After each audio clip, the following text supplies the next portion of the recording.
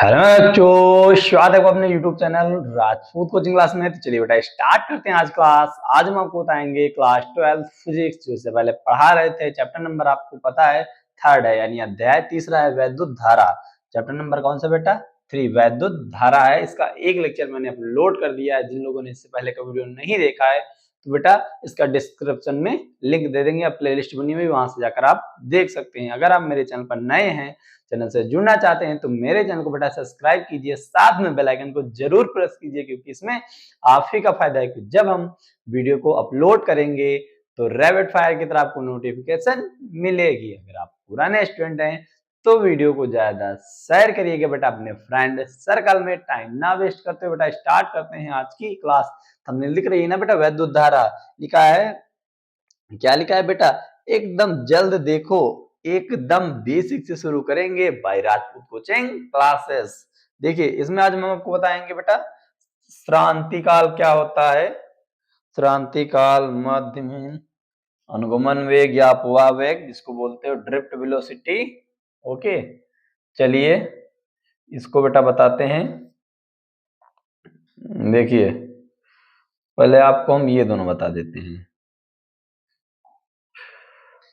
फिर अगला बताएंगे, जिसको बोलते हैं मेन फ्री पाथ बोलते हैं। क्या बोलते हैं बेटा? मेन फ्री पाथ बोलते हैं। हिंदी में बोलते हैं मुक्त इलेक्ट्रॉनों का माध्य मुक्त पथ बोलते हैं। इंग्लिश में बेटा मेन फ्री पाथ बोलते हैं। क्या होता है, इसको किससे डिनोट करते हैं तो देख लीजिए बेटा। धातु के भीतर क्या लिखा है? धातु के भीतर मुक्त इलेक्ट्रॉनों की, क्या बताया बेटा? धातु के भीतर मुक्त इलेक्ट्रॉनों की। किसके मुक्त? जो इलेक्ट्रॉन फ्री होते हैं। फ्री, फ्री का मतलब फ्री, जैसे आपको फ्रीडम मिली हुई है। मुक्त इलेक्ट्रॉन, मुक्त इलेक्ट्रॉनों की, देखो धातु के भीतर मुक्त इलेक्ट्रॉनों की, ठीक है, धातु के भीतर मुक्त इलेक्ट्रॉनों की धातु के धनायनों से, किससे? जो ऋणायन और धनायन यानी धनायनों से हुई दो क्रमागत टक्करों के बीच चली गई औसत दूरी को इलेक्ट्रॉनों का माध्यमुक्त पथ कहते हैं। समझ में बेटा आ गया होगा क्या? धातु के भीतर मुक्त इलेक्ट्रॉनों की, कौन? मुक्त इलेक्ट्रॉनों की धातु के धनायनों से, यानी धातु के जो धनायन होते हैं उनसे क्रमागत टक्कर, जो उनके बीच में एक क्रमागत टक्कर होती है, वो हमारी चली गई औसत चाल होती है, औसत दूरी बोलते हैं। देखो औसत दूरी को, ठीक है, चली गई औसत दूरी को इलेक्ट्रॉनों का माध्य मुक्त पथ कहते हैं। क्या कहते हैं बेटा? माध्य मुक्त पथ कहते हैं। इसे लेमडा से प्रदर्शित करते हैं। इसे किससे बेटा प्रदर्शित करते हैं? लेमडा से। ये हमारा लेमडा बना हुआ, इसे लेमडा से प्रदर्शित करते हैं या इसे लेमडा से लिखते हैं। बेटा इतनी बात समझ में आई होगी। लिखा है नोट, अधिकांश धातुओं के लिए जो लेमडा का मान होता है 10 की पावर -9 मीटर लेते हैं। यानी लेमडा बराबर जब हम लेंगे, न्यूमेरिकल करेंगे तो 10 की पावर 9, 10 की पावर -9 मीटर लेते हैं। क्या लेते हैं? लेमडा बराबर 10 की पावर -9 मीटर लेते हैं। मीटर की कोटि का होता है या लेते हैं, इसका मान इतना ही लेना है आपको। बात समझ में आई होगी बेटा। अगला बता देते हैं श्रांति काल, जिसको बोलते हैं रिलेशन टाइम बोलते हैं। ओके बेटा, श्रांति काल क्या होता है? ये भी उसी तरह है। धातु के भीतर मुक्त इलेक्ट्रॉनों की धातु के धनायनों से दो क्रमागत टक्करों के बीच औसत समय, उसमें बताया गया था बेटा चली गई दूरी। इसमें जितना समय लगता है, किसको? औसत समय अंतराल को। किसको बेटा? औसत समय अंतराल को श्रांति काल कहते हैं। इसे टाउ से प्रदर्शित करते हैं। इसे किससे? टाउ से प्रदर्शित करते हैं। इसे बेटा हम किसे प्रदर्शित करते हैं? इसे टाउ से प्रदर्शित करते हैं। किससे प्रदर्शित करते हैं बेटा? इसे हम टाउ से प्रदर्शित करते हैं। इतनी बेटा बात समझ में आई होगी। देखिए इसे टाउ से प्रदर्शित करते हैं। अधिकांश धातु की टाउ का मान, जो अधिकांश धातुएं होती हैं वहां पे टाउ का मान होता है, कितना होता है? टाउ बराबर 10 की पावर -4, 10 की पावर -14, 10 की पावर -14 सेकेंड। ये लिखा मतलब सेकेंड लिखा हुआ। ओके बेटा, क्या होता है? टाउ बराबर 10 की पावर, लिखा है बेटा अधिकांश धातु के लिए जो इसका मान रखेंगे वहां पर कितना रखा जाता है? 10 की पावर -14 सेकेंड की कोटि का होता है। इतनी बेटा बात समझ में आपको आ गई होगी। उसमें बेटा औसत यानी धनान्यों के द्वारा मुक्त इलेक्ट्रॉन में धनान्यों के द्वारा जो चली गई औसत दूरी होती है उसको हम क्या बोलते हैं? माध्य मुक्त फ्री पथ, माध्य मुक्त पथ बोलते हैं।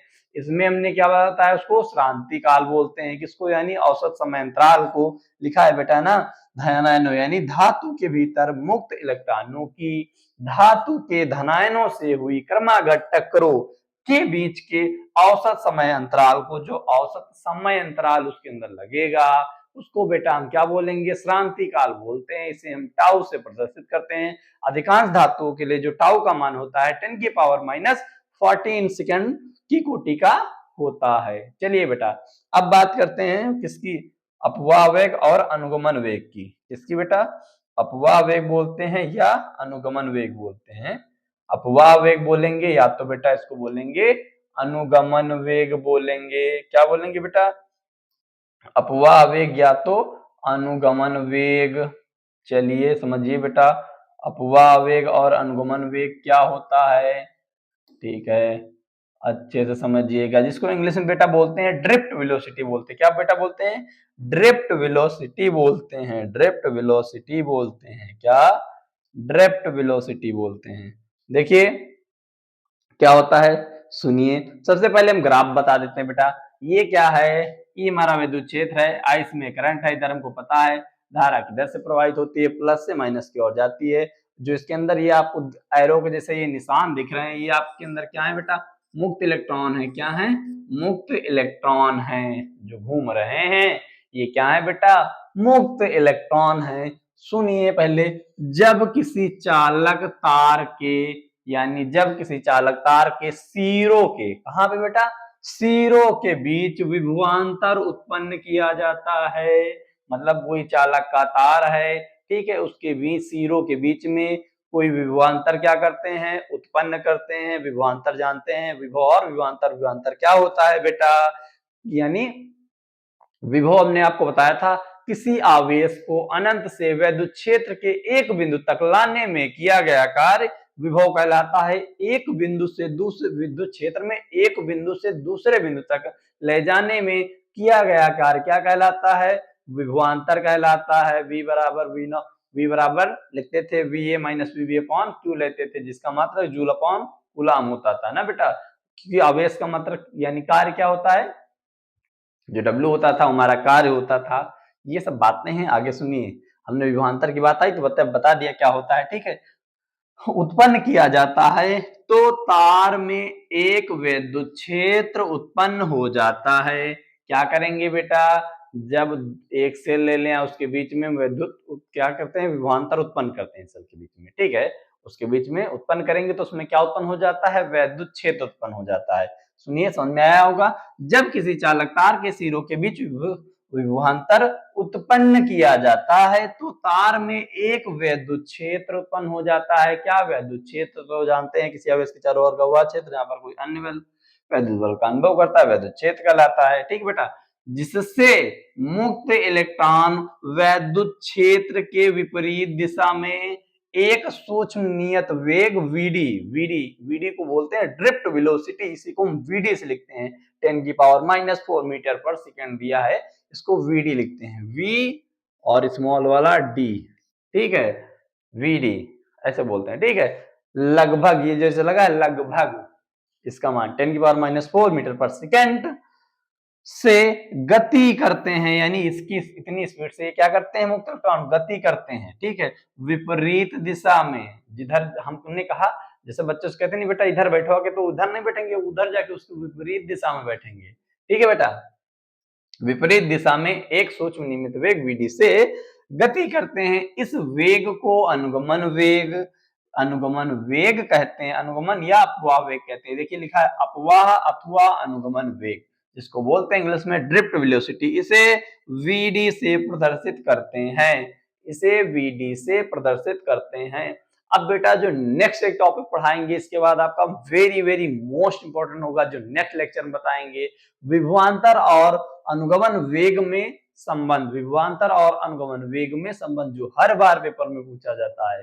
तो अगर ये बेटा मेरी क्लास अच्छी लगती है तो वीडियो को लाइक कीजिएगा, अगर चैनल पर पहली बार आए तो सब्सक्राइब कीजिएगा, साथ में बेटा हमें कमेंट करके जरूर बताएं आपको वीडियो कैसी लगी। तो बेटा मिलते हैं नेक्स्ट क्लास में, वीडियो देखने के लिए धन्यवाद। Thanks for watching this video.